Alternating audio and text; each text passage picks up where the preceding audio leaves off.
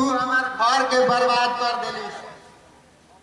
हम ना जानत रही तू पापी हो गबीस। हमार भाई तड़प तड़प के घर से निकल गए।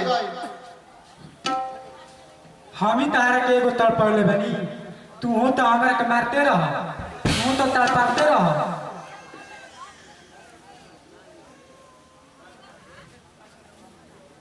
हम ना छोड़ा मार तोरा के। तू झूठो के हमारा भाई के कलंक लगा के घर से भगा देलिस। अब हम ना छोड़म तोरा के, अब ना छोड़म।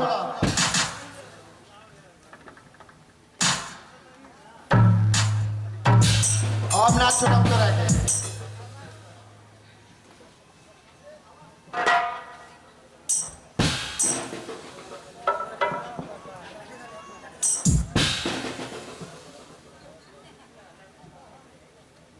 ना भैया, ये तो तुहार दोस्त नहीं थे।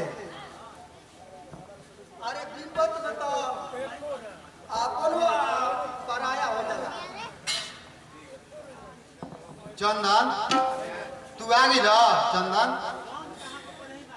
हम ना जानत रही कि तुहार भौजी तारा के घर से भगा दिया और हमरा से दूर कर दिया।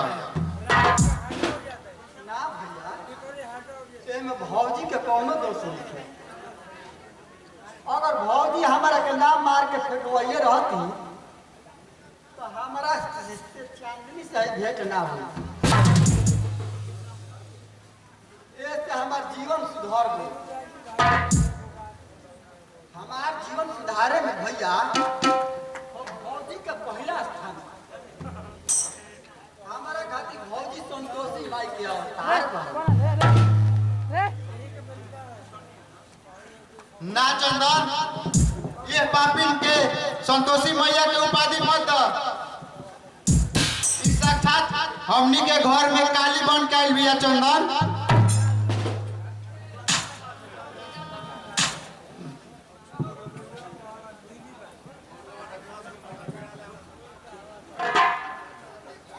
छोड़ दो चंदन, छोड़ दो।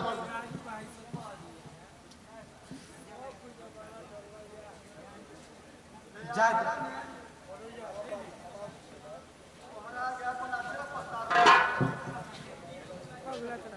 अपना हृदय में तनका जमा दे दो भौजी। हमार जिंदगी सफल हो जाए।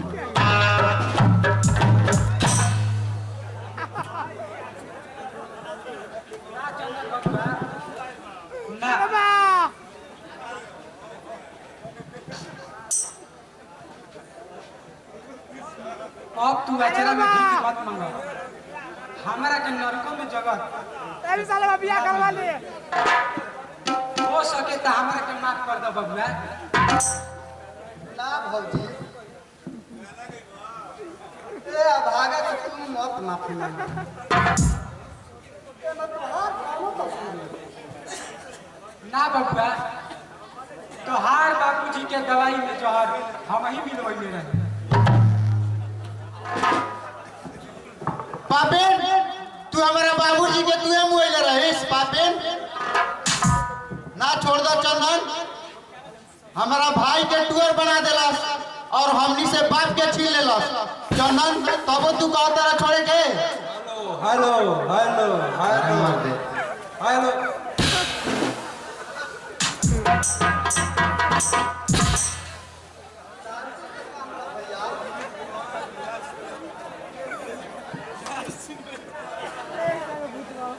जहर मुआरे वाला जरूर होला भैया, बाकी खटिया पर गिरल आदमी के जहर जीवनदायक होला भैया।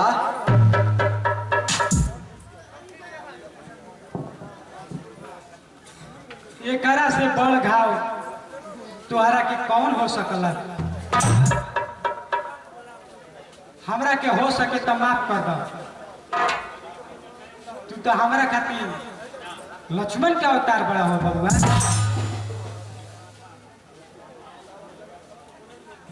तुम्हारा माफिया मांगे के बा भौजी तो हम चांदनी से मांगो। हमारा के नया जीवन दान दिहल उनकरे है। हमरा के माफ कर दो बहन। ना दीदिया, तू अपन हमरा के तू छोट बहन समझ के अपन दिल में दे जगह दे दीदिया। भैया तू घर चाचा नहीं फोन लौकर चंदन, तू जहिया से घर छोड़ के चल गिला वो दिना से ई पापिन चाचो के भगा दिला।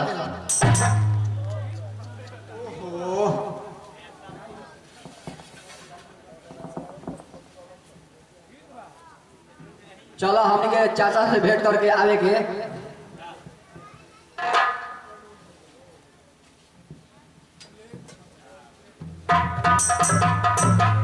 नौकर घरे मालिक के जाए के कोनो जरूरत नहीं के बचिया।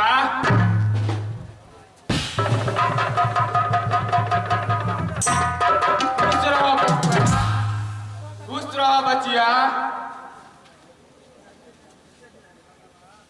चंदन, तोहरा के देख के हमार कलेजा जुड़ा गल हो। ई तोहरा पर चमत्कार कैसे हो गई चंदन बबुआ?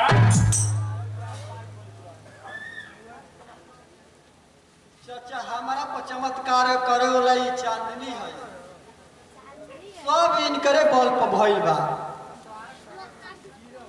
बेटी, तू ये छोट उम्र में कठिन तपस्या करके एगो बदनसीब अपाहिज के तू जिंदगी के सुधार दे तू बेटी। हम तोहरा के संतोषी मैया के अवतार मानत बारी बेटी।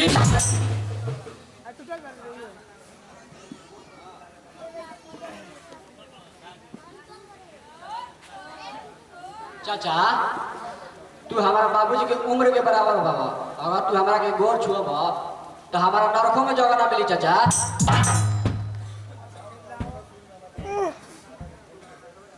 अच्छा चल जा हमारा घरे, कुछ पानी वानी पी लिया जा।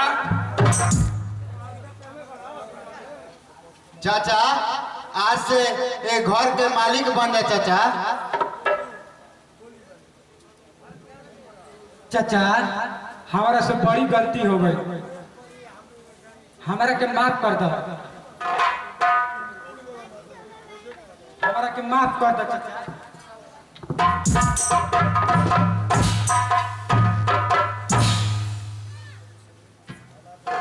बहू सवेरे के जे भुलाइल होके आ शाम के उ घरे लौट के चल आवला, ओकरा के भुलाइल ना माने के चाहिए।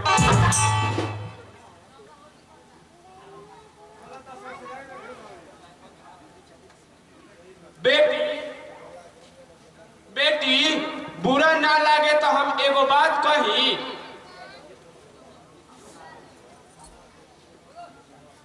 चाचा अपन आदमी से बात करे में तनको संकोच ना करे चाचा।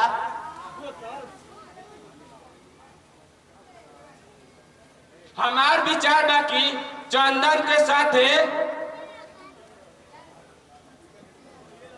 हम तो हर बात समझ गए चाचा, हमनी के दोनों आदमी पहला ही से तैयार बन जाए।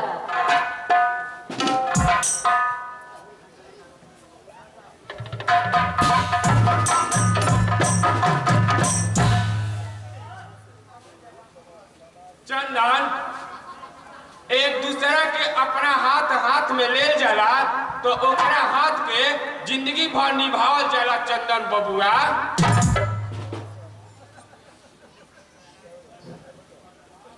चाचा अरे हम चाहते नहीं कहती अपन गोड़ को पीछे ना करब। हे संतोषी भैया, आज हम चमत्कार से आज मंजिल तक पहुंच गए भैया।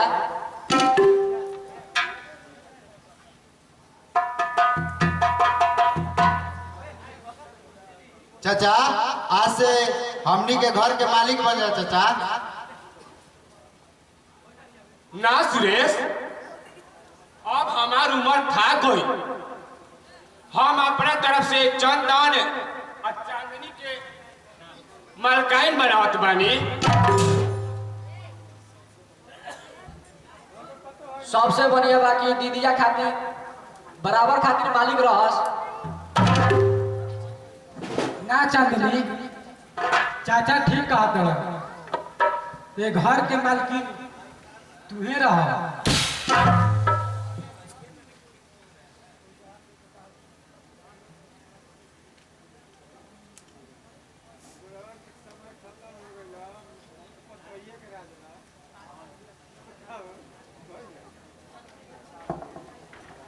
अच्छा अब बहुत देर भाई, चला जा घरे नाश्ता कर लिया, चला जा।